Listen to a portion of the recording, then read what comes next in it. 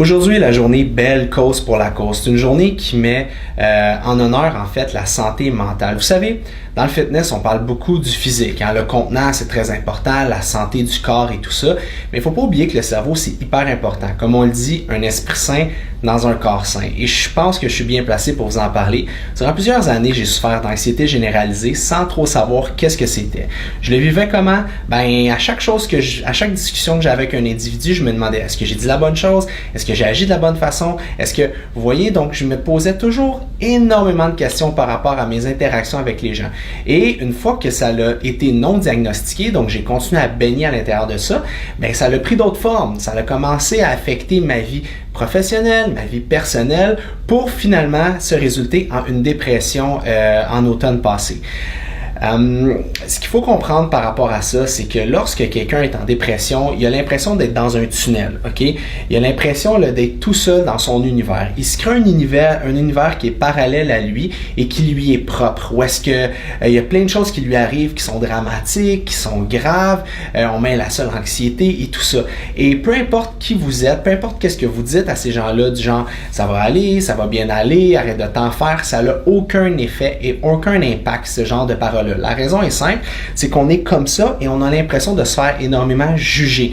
Juger par notre entourage, juger parce que c'est encore tabou la maladie mentale, donc souvent on ne veut pas en parler, on ne veut pas expliquer à quel point on souffre et à quel point on a mal. Parce que avoir mal à quelque part physiquement, soit chez le physio, soit chez l'ostéo, ou tu as un bandage, tu as un plâtre, donc tu as une preuve à montrer aux gens, voici ma douleur. Mais lorsque c'est dans la tête, c'est très difficile de le prouver. Encore plus choquant, les gens peuvent nous croiser puis nous dire « Ah, je l'ai vu dans un souper, il avait l'air bien pourtant ». Mais avoir l'air, c'est facile. C'est très facile de se mettre un masque quand on souffre. Pour se mettre un masque pour que tout aille bien, pour pas se faire poser de questions. Parce que souvent, l'opinion des gens et le jugement des autres nous affectent. Voyons donc, reviens-en, là, ça va bien ta vie, pourquoi t'es stressé, pourquoi t'es anxieux, dépression, qu'est-ce que c'est ça? Fait que les gens nous jugent, donc nous, on se referme sur nous-mêmes. Et lorsqu'on se referme, c'est là que le calvaire commence. Parce que notre univers parallèle de problèmes devient encore plus gros. La douche qui vous prenait 15 minutes à prendre le matin en prenant maintenant 1 heure. Elle se prenait debout, ça allait bien. Maintenant, elle se prend au sol en petite boule. Vous comprenez? Ça devient très difficile. Le seul endroit où est-ce qu'on est bien, c'est dans notre lit, où est-ce qu'on dort, qu'il n'y a pas de problème. Il n'y a pas de mot qui peut nous arriver. Fait que vous voyez, c'est très difficile. J'ai eu la chance d'aller voir un spécialiste, un psychologue, pour m'aider à sortir de ce gouffre-là.